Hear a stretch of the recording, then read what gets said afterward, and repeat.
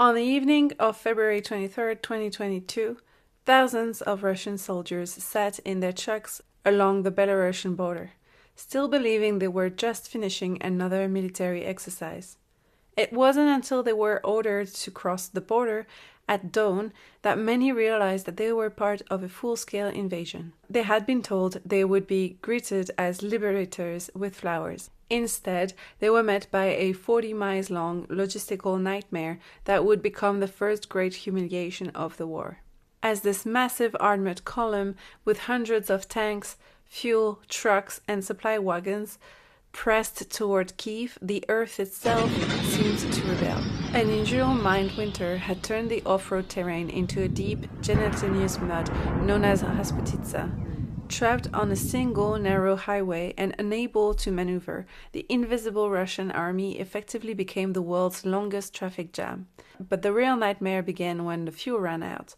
For days, elite units sat freezing in their vehicles, some even knocking on the doors of local Ukrainians to ask for food, unaware that they were sitting ducks. Small mobile Ukrainian teams, often just a handful of soldiers armed with shoulder-fired anti-tank missiles, began surgical ambushes, striking the lead and rear vehicles to paralyze the column completely. And the world watched as columns of Russians were desperately picked apart. Ukrainians didn't need a massive army to break the 40-mile line. They just needed patience. A few well-placed missiles and the mud. By the time the column finally retreated, it left behind a graveyard of abandoned equipment and shattered the myth of Russian military supremacy forever. Hi everyone, welcome to my channel. I'm so happy you're here. If you're interested in geopolitics, here I talk about global power shifts, strategic competition, and the forces reshaping world affairs. And today I will look at the war in Ukraine that recently marked its 4th year. This video will explore the invasion, the stalemate, the status of the war today, and what can be expected going forward. The full-scale invasion of Ukraine was meant to be the final chapter of a sovereign nation. Instead, the world witnessed the birth of a new era of warfare and the brave resistance of a strong nation. From the failure of Russia's 72-hour dash to Kiev to the 2024 summer of drones, the war in Ukraine has rewritten the rules of geopolitics. We saw the West unite with unprecedented speed, only to fracture as political winds in Washington shifted in 2025. Today, the front line is a 1,000-kilometer robotic kill zone. While the US has pivoted towards a peace through concession model under President Trump, Europe has stepped into the void, providing the intelligence and billions of euros needed to keep the Ukrainian state from collapsing. Russia has gained a charred strip of land, but at the cost of 1.2 million casualties and its status as a global pariah. This is the story of a war that refused to end, a leader who refused to leave, and a continent that was forced to finally grow up. To understand 2022, you have to look at 2014. The Maidan Revolution wasn't just a protest in Ukraine, it was Ukraine formally filing a divorce from the Russian sphere of influence. Putin viewed Ukraine not as a sovereign state, but as an artificial state, a western pawn on Russia's doorstep, a buffer zone, and a Malorossiya, a Little Russia. His July 2021 essay on the historical unity of Russians and Ukrainians was effectively a theological justification for war and a denial of Ukrainian statehood and national sovereignty. By seeking an EU association agreement, Ukraine chose the path of modernization, transparency, rule of law, and Western market. To the Kremlin, a successful, democratic, Western-aligned Ukraine was an existential threat to Putinism. It was seen as a challenge to Moscow's influence rather than what it was, the Ukrainian people's decision for their own future and prosperity. The months leading to the invasion were a surreal masterclass of pre-bunking. For the first time, the US CIA and NSA began declassifying intelligence in real time. They exposed Russians' false flag plots before they could happen, and they showed the world the accumulation of evidence that Russia was preparing an invasion. However, Zelensky's government publicly downplayed the threat. They struggled to believe that Putin was really going to act and wanted to prevent an economic collapse. Meanwhile, European leaders like Macron and Scholz visited the Kremlin's long table, convinced that a rational actor wouldn't commit such a strategic blunder. But in late January 2022, satellite imagery showed something that wasn't for sure. Blood banks, field hospitals, and mobile crematoriums moving to the border. And it all became apparent that the threat was very serious. Little disclaimer here, I was working at NATO at the time, and amongst my colleagues, many didn't believe that Russia was going to attack, or if it was, that it would be limited to the Donbass. The Russian plan was a decapitation strike. Fly elite paratroopers into the Antonov airport, secure the runway, and fly in thousands of troops to take Kyiv in 72 hours. So the Russians took the airport, but the Ukrainian 4th Rapid Reaction Brigade fought back with unexpected ferocity. They shelled their own runway to prevent Russia's transport planes from landing. Russia sent a massive armored column from the north, but it became a logistical nightmare. Out of fuel, stuck in the mud, and picked apart by Ukrainian stay-behind units using anti-tank weapons. Footage of Turkish-made drones depleting Russians' bug system became the first viral clip of the war, shattering the myth of Russian technical superiority. While world leaders expected Zelensky to set up a government in exile in Poland, he did the opposite. When offered an evacuation by US officials, his response was, "The fight is here, I need ammunition, not a ride." On the second night, he filmed a granny cell phone video with his cabinet on Bankova Street, which showed that the president was still here. And this galvanized the Ukrainian resistance. He continued to film himself to show both leadership and that he was still alive despite Russian attempts to kill him. He not only managed to rally the Ukrainian people to defend their own territory, but he also communicated the need for support very convincingly to Western and global leaders, referring to their own cultures and priorities. Massive rallies in Berlin, London, and Prague made it politically impossible for leaders to stay neutral. The evolution of aid was the ladder of escalation. Stage 1, they sent anti-tank missiles. Stage 2, precision artillery. Stage 3, main battle tanks, fueled by the Free the Leopards social media campaign, giving capabilities to Ukraine that allowed its defense to do more and more. By late 2024, the honeymoon faded, though, into Ukraine fatigue in the US. The pressure shifted from emotional public pleas to cold, expert-driven arguments about the cost of a Russian victory to NATO's own defense. This work triggered the fastest displacement of people since World War II, with over 6 million people, mostly women and children, crossing into Europe. They were met with open arms, free train tickets, and the EU's Temporary Protection Directive. It was a rare moment of European unity. Meanwhile, in Russia, following the September 2022 partial mobilization, nearly 1 million Russians, mostly young urban professionals, fled to avoid being killed in the Donbass.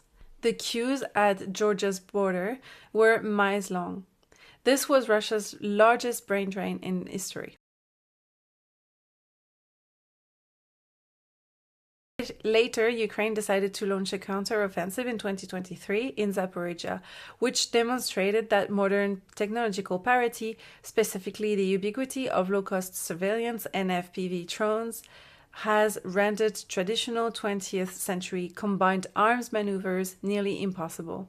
Western-trained brigades, though equipped with formidable Leopard 2 tanks and Bradley fighting vehicles, found themselves trapped in glass battlefields, where any concentration of armor was detected and targeted within minutes.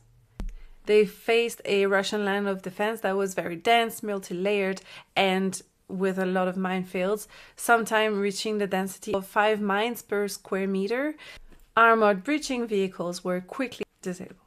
This forced a regression to grilling, high attrition infantry tactics, where soldiers had to dismount and clear the mines by hand under constant aerial observation. The era of rapid, deep penetration tank thrust has been replaced by a slow, transparent war of positions. In August 2024, in a move to seize the initiative, Ukraine did the unthinkable. They invaded Russia. Ukrainian forces bypassed the strategic lines in Donbass and punched into Russia's Kursk Oblast. In just 10 days, they captured more territory than Russia had taken in the previous 8 months. It was a psychological offensive. Capture Russian conscripts for prisoner swaps, and force Putin to divert troops from the Pokrovsk axis. While it was a brilliant tactical success that humiliated Putin, it somehow proved that mass still matters. By late 2024, Russia stabilized the pocket by throwing tens of thousands of reserves, including North Korean troops, at the problem, slowly grinding the Ukrainian island back towards the border. The illegal invasion of Ukraine led to the imposition of a lot of sanctions on Russia, which became the country under the most sanctions in the world. The early phase aimed at crippling Russia's financial backbone, freezing assets, and banning imports. The US put in place a total US ban on Russian oil, and the EU instituted an embargo on seaborne oil, as well as a $60 G7 price cap. The SWIFT system was disconnected from major Russian banks, and $300 billion in central bank assets were frozen, which was unprecedented for a G20 nation.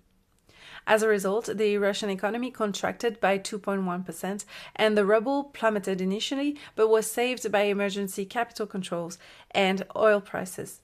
But the lack of a shadow fleet strategy in the early stage allowed Russia to quietly buy hundreds of old tankers to prepare a 2023 embargo.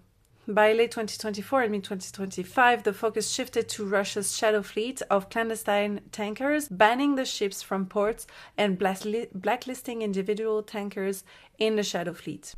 The underlying goal was attrition and enforcement, to drain the war chest while preventing Russia from bypassing the existing rules. Sanctions began targeting individual tankers and the middlemen in the UAE and China. The US also began threatening foreign banks, especially, for example, in Turkey and India, with a de-dollarization if they helped Russia. But paradoxically, the Russian economy underwent a wartime rebound. Its GDP grew 3.6% due to massive military spending, even though inflation hit 10% and interest rates reached 21%. And Russia was also able to circumvent sanctions via third parties. Meanwhile, in the US, the 2024 election changed everything. In January 2025, the pipeline of American weaponry, the lifeblood of Ukraine defense, began to dry up. Within a month of taking office, the Trump administration slashed aid by nearly 80%. The White House's new stand was peace through concessions. Washington shifted from being Ukraine's arsenal of democracy to being a declared neutral mediator. Trump's team pushed for a ceasefire along the current line of contact, a move that would effectively freeze Russian gains.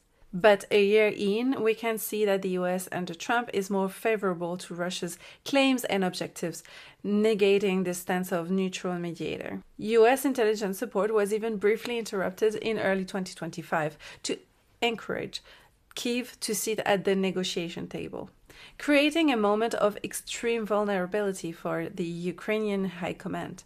On February 28th, the Trump administration, in coordination with Israel, launched a massive aerial campaign against Iran's nuclear and military infrastructure. Vital U.S. systems, specifically Patriot interceptors and long-range precision munitions, were diverted to the Persian Gulf to protect U.S. carrier groups and regional bases. U.S. satellite tasking, which had already been reduced, shifted almost entirely to track Iranian mobile missile launchers. But the impact could be limited because Ukraine actually doesn't use that many Patriot missiles because they didn't have that many in the first place. In any case, this new war brings less visibility to the war in Ukraine to find a solution and contributes to the war fatigue. With Washington retreating, Europe faced a do-or-die moment. And in late 2025, the EU bypassed vetoes to approve a historic €90 billion support package for 2026 and 2027 in the form of a war loan designed to keep the Ukrainian state functioning and its factories humming. Furthermore, in early 2026, President Macron made a startling claim. France now provides roughly two-thirds, over 60%, of Ukraine's high-level intelligence. France's CSO satellites now provides sub-20 centimeters resolution imagery multiple times a day, filling the gap left by the US. Furthermore, French signals intelligence satellites now track Russia command centers and electronic emissions, allowing Ukraine to maintain its deep strike capability against Russian refineries without US help. Ukraine now relies on the US only for the interception of missiles, which, although it is essential to protect the population, it has a low success rate and has therefore a lower impact. We can also expect that Ukraine will ultimately find an alternative source for this intelligence as well. European countries also began funding the production of Ukrainian weapons inside Ukraine as well as in their own territories, creating a self-sustaining defense ecosystem that no longer depends on the US and that the US can no longer switch off.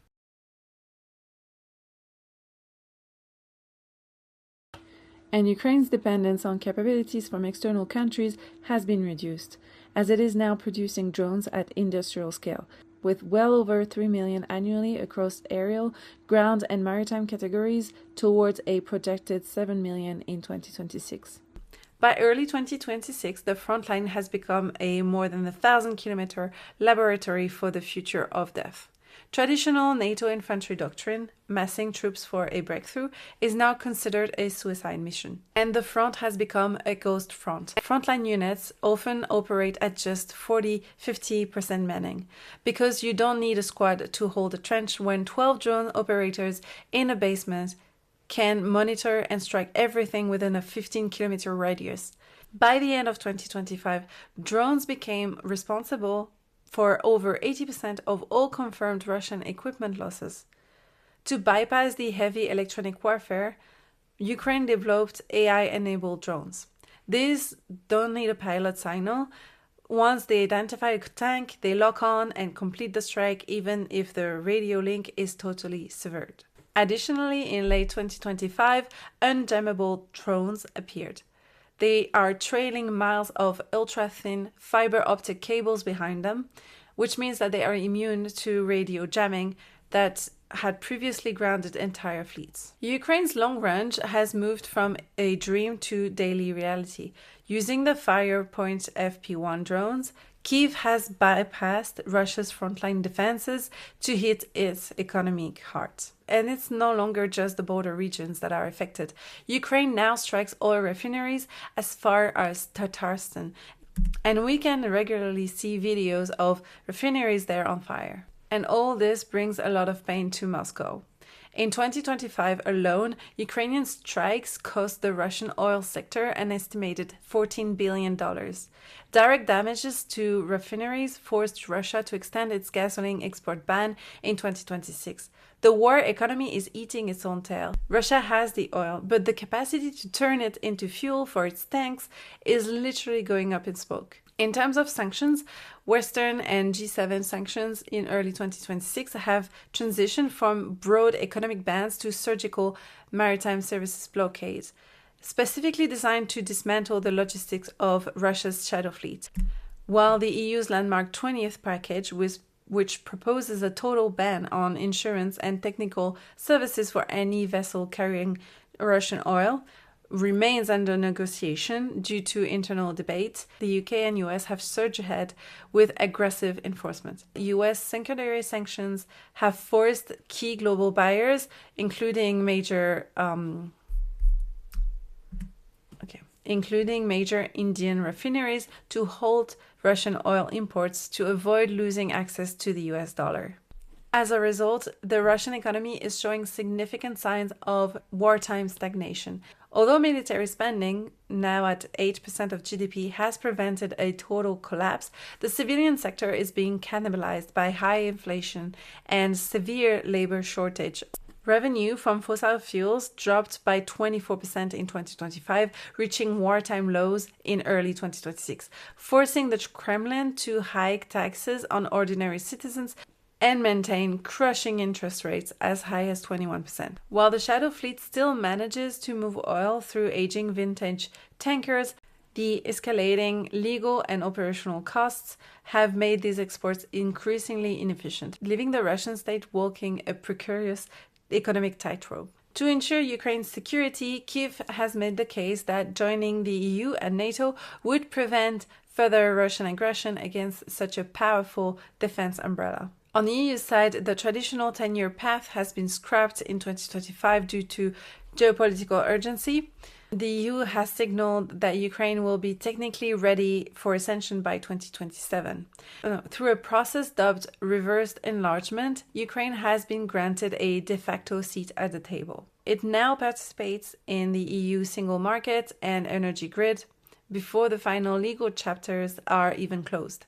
It is a fast track born of blood and necessity. But while the EU is opening its doors, NATO's door is triple locked. Under the Trump administration, the US has effectively halted any movement on an invitation. Washington views NATO membership as a red line that would prevent a peace deal with Putin. Viktor Orbán continues to use Hungary's veto as leverage, blocking security guarantees and the amendment of the long-term EU budget, which is necessary to release the 90 billion euros loan until Russian oil transits through Ukraine via the Druzhba pipeline. After months of refusing Russia's help, Zelensky just agreed to European help to restore the pipeline, calling Budapest bluff. And NATO votes are always unanimous, so it is totally possible for one small state to block anything and everything. Although diplomatic pressures on the capital and compromise can help overcome such a situation, it has not worked in this case. As a result, Ukraine remains in a security limbo. And a more recent disruption for planning and sanctions in this war is the 2026 Iran war, that may have saved the Russian economy as it was hitting the breaking point. Global oil prices have surged despite the EU sanctions. Russia's shadow fleet, now numbering over 600 aging tankers, can reap the rewards. This energy windfall is providing the Kremlin with the liquid capital needed to sustain its high attrition tactics in the Donbass through the rest of 2026, and can even turn a looming budget deficit into a wartime surplus. The most devastating cost for Russia isn't financial, it's biological. The total casualties, so the killed and the wounded, have surpassed 1.2 million. To put this in perspective, that is more losses than any major power has suffered in any conflict since World War II. Approximately 325,000 are confirmed dead. Russia currently faces a shortage of 2.4 million workers, and it's the 20 to 35 age bracket that is decimated by the front or the brain drain, as nearly 800,000 skilled professionals have not returned. The economy has lost the very people needed to drive future innovation. And in 2026, crime rates in Russian provinces have spiked. Thousands of pardoned convicts who survived their Wagner-style deployments have returned to society. And reports also indicate that veterans are twice as likely to commit violent crimes, with over 8,000 convictions already tied to the special military operation returnees. So we will see if the GDP will effectively grow with these new oil prices, but roughly 40% of the 2026 budget is swallowed by defense and internal security. This creates a fake GDP boost by manufacturing tanks that are destroyed in days, while funding for schools, healthcare, and infrastructure has been frozen or cut. And the $300 billion in immobilized central bank assets have been put to contribution. In late 2025, the EU began transferring the interests generated by the assets to Ukraine reconstruction funds, meaning Russia is essentially partly paying for a rebuilding of a country they are trying to destroy. And Russia now has a rogue state status. In January 2026, the EU added Russia to the high-risk third countries list for money laundering and terrorist financing. This effectively severs the last remaining arteries to the global financial system. Once a superpower, Russia is now a vassal to Beijing and a client of North Korea. It trades advanced satellite technology for basic artillery shells from Pyongyang. And tensions in several provinces like Dagestan are at a 20-year high as ethnic minorities realize that they have provided a disproportionate amount of cannon fodder for the front line.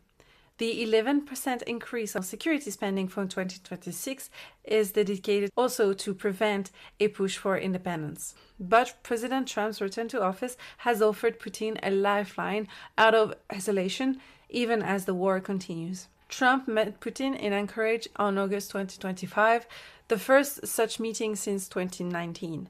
The optics, shaking hands, and the red carpets instantly shattered the pariah image the West had spent years building. And Trump has repeatedly pushed for Russia to be invited back to the G8, arguing that we need to talk to everyone. The Witkoff-Dimitrov 28 points peace plan currently on the table is viewed as a massive win for Putin, offering the recognition of Crimea and the Donbass as Russian, a constitutional ban on Ukraine joining NATO, and a cap on the size of the Ukrainian military. But US intelligence reports show Putin is simply using the negotiations as a theater to stall while he prepares for a potential 2 million man mobilization in late 2026. While President Trump has spent 2025 seeking a closeness with Putin to facilitate a peace deal, the Iran war has created a toxic friction.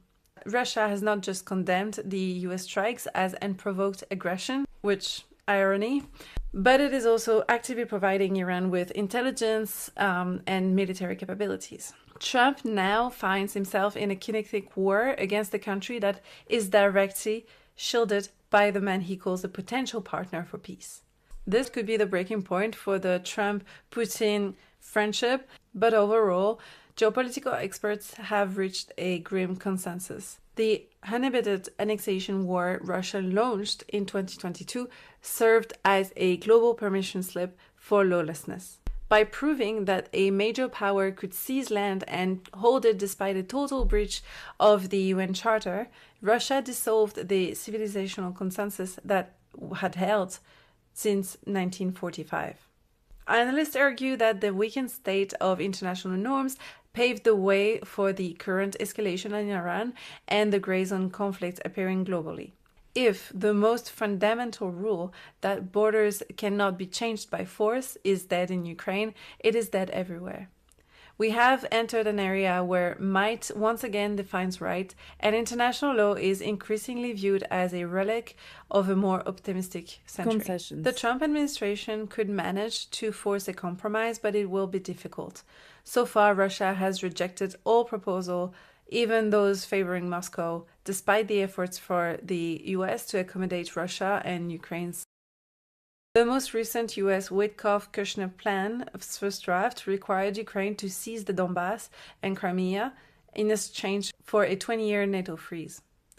Zelensky remains publicly defiant, but a pragmatist wing argues that a quick and dirty deal is the only way to save the Ukrainian state from total exhaustion before US aid evaporates completely. Putin remains the wild card here. By early 2026, the Kremlin had rejected initial drafts, demanding additional 2,000 square miles of the Donetsk region and the denazification, so legal banning of Ukrainian nationalist parties. The irony is that the more the US offers, the more Putin believes he is winning. Russia has no interest in letting Ukraine join the EU and integrate more with the West. Putin still believes he has cards to play and resources he could use, for example, a total mobilization or even nuclear weapons that he has doubted so many times. Therefore, it is unlikely that Moscow will accept anything less than a total victory, or its equivalent in a peace treaty. Another possible scenario is the continuation of what is happening today, Europe ramping up its support in a more and more autonomous way from the US. The massive 2-year EU loan to Trump-proof Ukraine's defense is moving the center of gravity from Washington to Brussels, Paris, and Warsaw. The fast-track 2027 accession for Ukraine, admitting them as a member before they meet all technical criteria, could act as a security guarantee and freeze the war. On the ground, the front has become a frozen hell, Thousands of AI-driven vampire drones and ground robots have made human movement almost impossible.